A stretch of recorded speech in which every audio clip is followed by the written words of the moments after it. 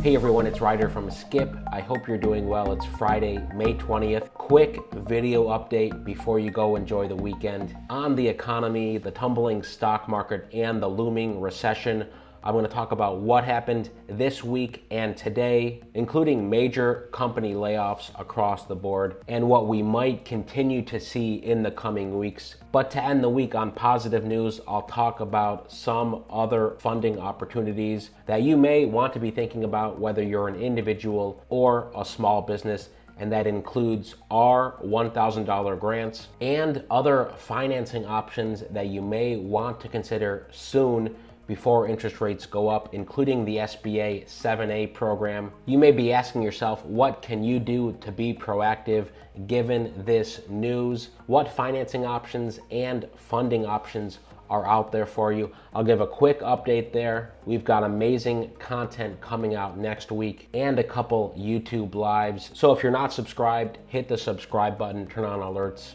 and like this video so others see it. And this research, this content that our team does every single day is made possible by our VIP service. If you want to talk to us and get in-depth funding help, use the link in the description or go to sbavip.com. You can get personalized funding help. Huge thank you to all the recent 5-star reviews. So here's the stock market over the last couple weeks. If we zoom out to the past 6 months, we can see how much it's gone down. Take a look at this chart here. This is shocking. The Dow Jones Industrial Average. This shows the percent gains or losses on a weekly basis. Currently, we're in the longest losing streak since April 1932. The driving force behind this sell-off, investors say, is growing fears about the health of the U.S.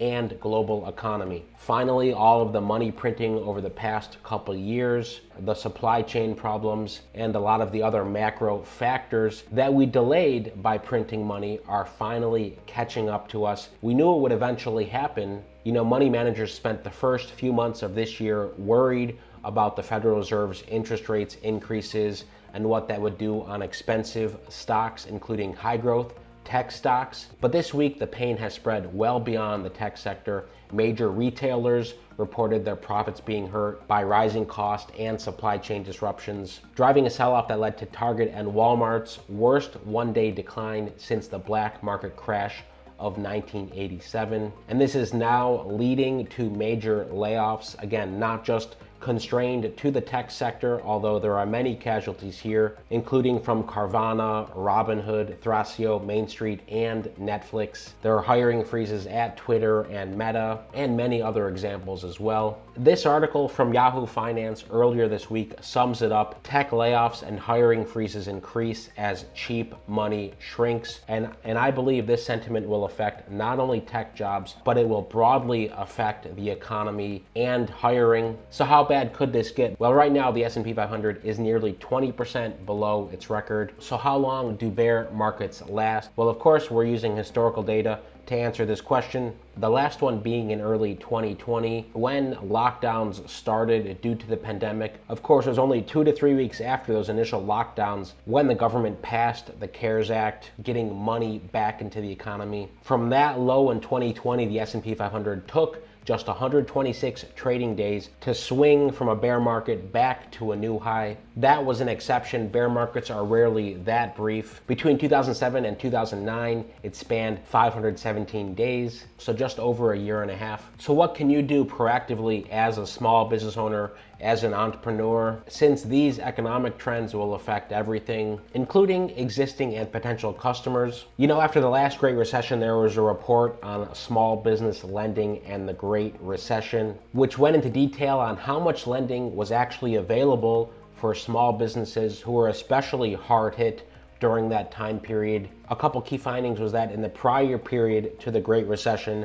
there was substantial variation in lending and lending availability, which types of businesses received lending. But overall, small business lending growth was weak during the recovery. The number of large banks, community banks, credit unions, and thrifts had been declining for several years coming out of that recovery. What this 39-page report essentially says is, yes, with a declining economy, lending becomes more difficult, especially lending for traditionally underserved groups. communities, and business types. One of our missions has always been to increase accessibility, especially when it comes to getting funding for your business. One of the main programs we've been talking about since the EIDL has essentially stopped, there's still some approvals there, but the most popular SBA program, the 7A, getting funding from $350K, $500K, up to $5 million, depending on the program, through SBA approved lenders. You know, there's a lot to these applications,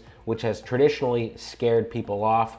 We are making it easy and straightforward to understand how to apply, what information you need to put together to give to your lender so they can take that to the SBA and get approval. We've been doing that for a ton of businesses, especially over the past several weeks. Folks who maxed out on their EIDL or never got an EIDL but still needed funding. So there's a lot here. These are good programs because they're longer term loans. They have competitive interest rates, typically better than any private lenders out there. And of course, with these loans, yes, you're paying interest, but you're not giving up any ownership of your company. That's a huge deal. We are publishing this checklist on the Skip dashboard. We're doing in-depth webinars next week, and I'm pointing this out to show you that this is still a major program that can help you this month or next month if you want to proactively take on more funding and put yourself in a stronger position. Plus our $1,000 grants. We picked $5,000 winners 2 days ago live on our YouTube channel.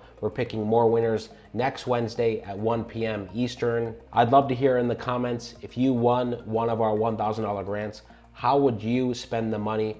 What's most important to you? And if you want to enter that, you can go to helloskip.com/1K. There's other grant programs out there too, 1K, 5K, 10K. We continually cover on a weekly basis. So no matter what happens here, and I predict it's still going to go down in the coming weeks, we're going to see more layoffs, more pain in the economy, but just know there are resources out there and there are funding programs out there that can keep you in a strong position. That's today's quick update. Thanks for tuning in. Don't forget, you can go to SBA VIP to book a time to talk with someone on our team. Most importantly, have a great weekend. Stay well, stay healthy, and I'll see you tomorrow.